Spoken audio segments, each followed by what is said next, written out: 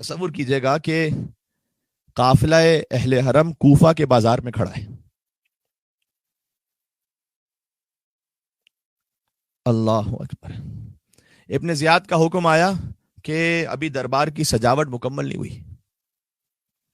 محمد کی نواسیاں نامحرموں کے درمیان جلتے سورج کے نیچے بے کجاوا اونٹوں پر بیٹھی ہوئی تھی. ابن زیاد لعین کہتا ہے کہ میرا دل مطمئن نہیں ہوگا جب تک سارا مجمع زینب اور ام کلثوم کو نہ دیکھ لے. اللہ اکبر. یا اللہ یا اللہ.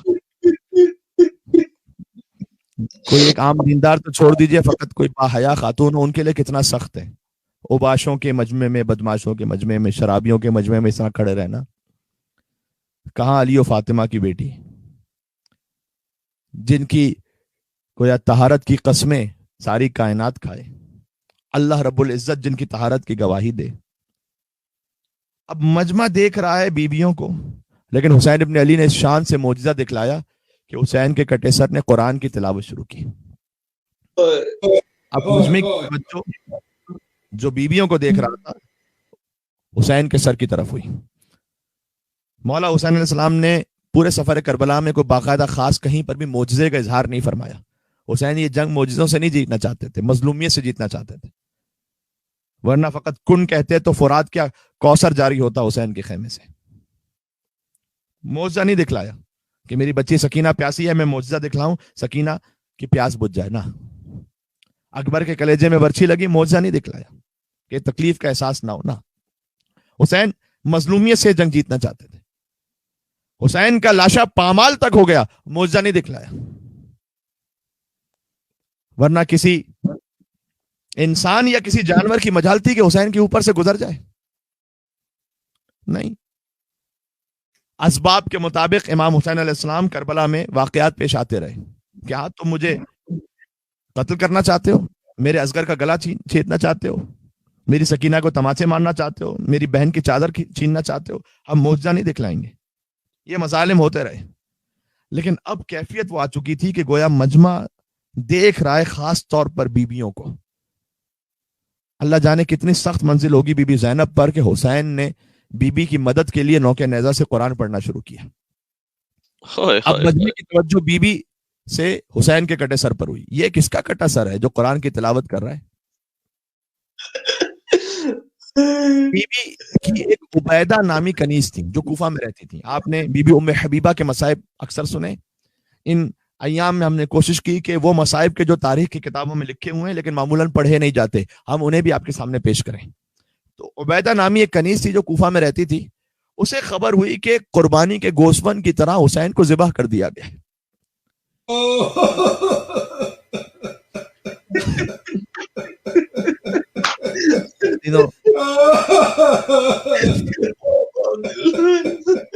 عزیزوں محرم جاری و ساری ہے، ابھی تو محرم شروع ہوا ہے. عزیزوں آپ کی گریے کی صدائیں ایسی بلند رہنی چاہیے انشاءاللہ. جہاں کہیں آپ گھروں میں رو رہے ہیں، مجھے یقین ہے کہ آپ اسی بھرپور تعداد میں جیسے عشرہ محرم الحرام میں دیکھ رہے تھے مجالس کو، اسی کیفیت میں فرش پیدا بچھا کر دیکھ رہے ہیں انشاءاللہ. عبیدہ نامی کنیز اپنا سر پیٹتی ہوئی بالا خانہ پر گئی. دیکھتی ہے کچھ کٹے ہوئے سر آگے جا رہے ہیں. وَمِنْ خَلْفِهِمْ نِسَاءُ الْحُسَيْن، اور ان سروں کے پیچھے خانواد حسین کی عورتیں ہیں. ناشراتن، بال بکھرائے ہوئے ہیں، چادر نہیں ہے کوئی. لاتماتن، تماچے مار رہی ہیں، اپنے چہرے پر ماتم کر رہی ہیں. باقیاتن، مستقل گریہ کنائیں. وفی حجورہن اطفال، یہ سب مقتل کے جملے.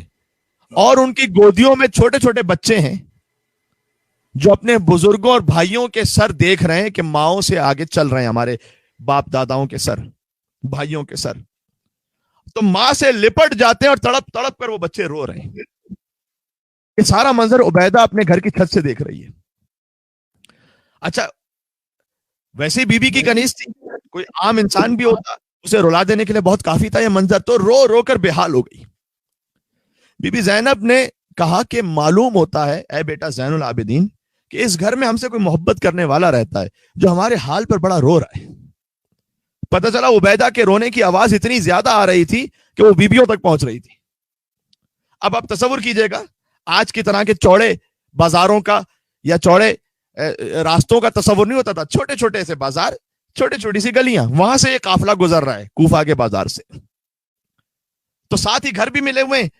چھت کے ایک طرف عبیدہ چیخیں مار مار کر رو رہی ہے. جب بی بی زینب نے مولا سجاد سے کہا کہ اس گھر میں ہمارا کوئی محب رہتا ہے, عبیدہ نے بی بی زینب کی آواز سنی, پہچان گئی, یہ تو میری آقا زادی کی آواز ہے. فریاد کرتی ہوئی باہر آئی گھر سے, چیخ و پکار کرتی ہوئی. پہچان گئی کہ یہ جو بے پردہ بی بی ہے یہ کوئی اور نہیں, خواہر حسین ہے.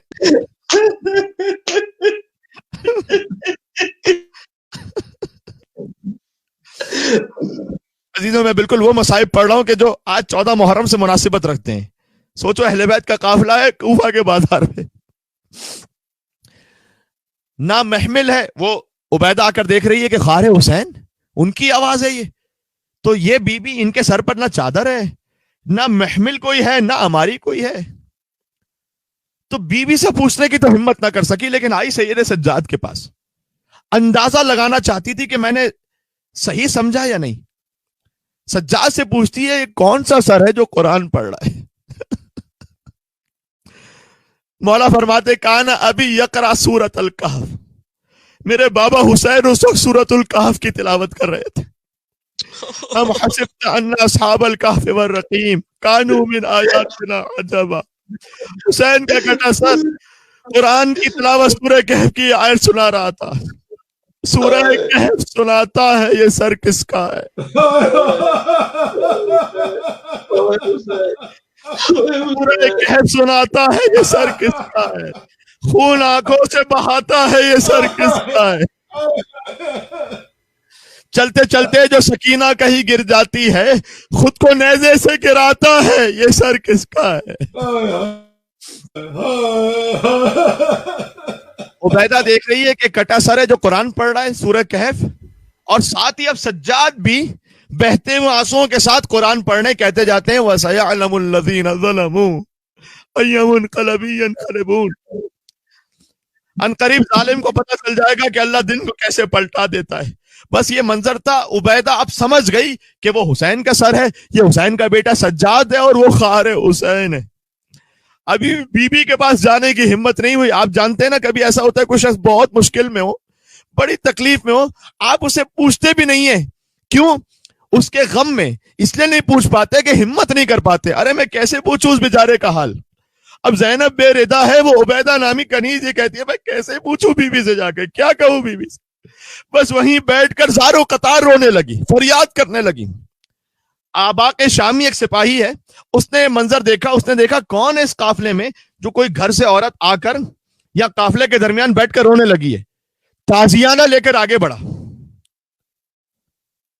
اور اس مومنہ کی پشت پر تازیانہ مارنا چاہتا تھا کہ میرے مولا سجاد علیہ السلام نے کہا کہ اے شامی اس ضعیفہ کو تازیانے نہ مار, اس سے تجھے کیا حاصل ہوگا, اسے تو چھوڑ دے. اس کے عوض سجاد کی پشت پر تازیانے مار دے. عزیزوں یہ جملہ مقتل پہ لکھا ہوا ہے. تو اس مومنہ کو تازیانے نہ مار, تجھے تازیانے مارنے تو مجھے مار لے. اس لیے کہ ہم اہل بیت اپنے مصائب پر تو صبر کر لیتے ہیں, لیکن ہمارا چاہنے والا کسی مصیبت میں ہو یہ سجاد سے نہیں دیکھا جائے گا. میں کہوں گا مولا ایک مومنہ کو تازیانوں سے بچا لیا, اللہ جانے علی کی بیٹی کتنے تازیانے کھاتی رہی, اللہ جانے حسین کی دختر کتنے تماچے کھاتی رہی. میں کہوں گا مولا ابھی تو بازار کوفہ کی منزل ہے, شام باقی ہے, ابھی شام کا دربار باقی ہے. اللہ جانے پشتے سید سجاد پر کوفہ اور شام کی کتنی دردناک تاریخیں لکھی گئیں. اگر سمجھ پائے جملہ سجاد کی پشت پر دیکھو تو کوفہ کی تاریخ بھی مل جائے گی, شام کی لہو لہان تاریخ بھی مل جائے گی. ہائے رے میرا بیمار باپ سید سجاد. لوگ ہم سے کہتے ہیں ماتم کیوں کرتے ہو, ارے دیکھو سجاد کی پشت پر کتنے تازیانے مارے, سجاد کی پشت لہو لہان. وہ سجاد جو ایک مومنہ پر تازیانہ نہ برداشت کر سکے، قدم قدم پر زینب پر اٹھتا ہوا تازیانہ کیسے دیکھا، قدم قدم پر ام کلثوم، قدم قدم پر سکینہ پر اٹھتا ہوا ہاتھ کیسے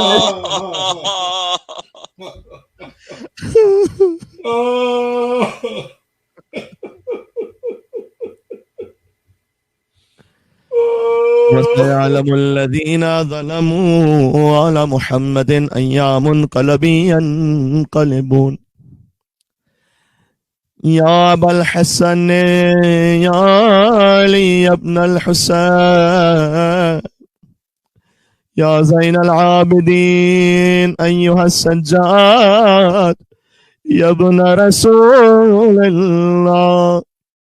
10 محرم الحرام عاشور تک مجلس میں توسل کرتے رہے امام حسین علیہ السلام کے نام پر، آج دی جاتا ہے کہ سجاد کے نام سے توسل کریں، اس کے ہاتھ میں قافلے کی مہار ہے، وہ تنہا ہے، آپ کے سر نوکے نیزہ پر ہے،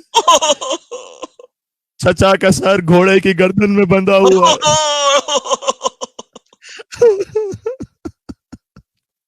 اے مولا سجاد، کربلا کی کسی شہید نے وہ انتقام نہ دیا کہ جو میرے مولا سجاد نے امتحان دیا، اس لیے کہ حسین کا جہاد خاندانی روایات کے مطابق تھا، اگر علی کا بیٹا ایسے نہ تلوار چلاتا تو پھر کون چلا سکتا تھا، لیکن سجاد کا جہاد خاندانی روایات سے برعکس تھا، کسی امام نے اپنے گھر کی بہنوں کو بے مقنا و چادر نہیں دیکھا۔ ارے یہ تو چھوڑ دو، کسی امام نے گھر کی عورتوں کو با پردہ بھی اس طرح بھرے بازار میں نہیں دیکھا جیسے سجاد نے بے پردہ کوفہ اور شام کے بازاروں میں دیکھا۔ جہاں پردے کے بغیر آنا ان بیویوں کے لیے ناممکن ہوتا، وہاں بے پردہ زینب اور ام کلثوم کوفہ اور شام کے بازاروں میں۔ یہ سارا امتحان میرے مولا سجاد علیہ السلام نے دیا۔ چلے مولا کی خدمت میں مولا کے نام سے توسل کرتے ہیں مریضوں کی شفا یابی کے لیے، بالخصوص ہمارے ایک محترم بھائی افضال صاحب جو لاہور میں ہاسپٹلائزڈ ہیں، ان کے لیے، اور جن مریضوں کے اگر نام کمنٹس میں لکھے ہوئے ہیں انہیں شامل کرتے ہوئے تمام مریضوں کے لیے مولا کی خدمت میں چلتے ہیں، وسعت رزق کے لیے، حاجات کی برابری کے لیے۔ بسم اللہ الرحمن الرحیم۔ یا ابا الحسن یا علی ابن الحسین یا زین العابدین یا ابن رسول اللہ یا حجت اللہ علی خلقہ یا سیدنا و مولانا انا توجہنا واستشفعنا وتوسلنا بك الى الله وقدمناك بين يدي حاجاتنا يا وجيها عند الله اشفع لنا عند الله يا وجيها عند الله اشفع لنا عند اللہ۔ تمام ارواح مومنین و مومنات کے ایصال ثواب کے لیے، اور بالخصوص وہ مرحومین جن کے نام کمنٹس میں لکھے ہوئے ہیں، رحم اللہ من قرأ الفاتحہ۔ بسم اللہ الرحمن الرحیم، الحمدللہ رب العالمین، الرحمن الرحیم، مالک یوم الدین، ایاک نعبد و ایاک نستعین، اہدنا الصراط المستقیم، صراط الذین انعمت علیہم غیر المغضوب علیہم ولا الضالین۔ بسم اللہ الرحمن الرحیم، قل هو اللہ احد اللہ الصمد لم یلد ولم یولد ولم یکن له کفوا احد۔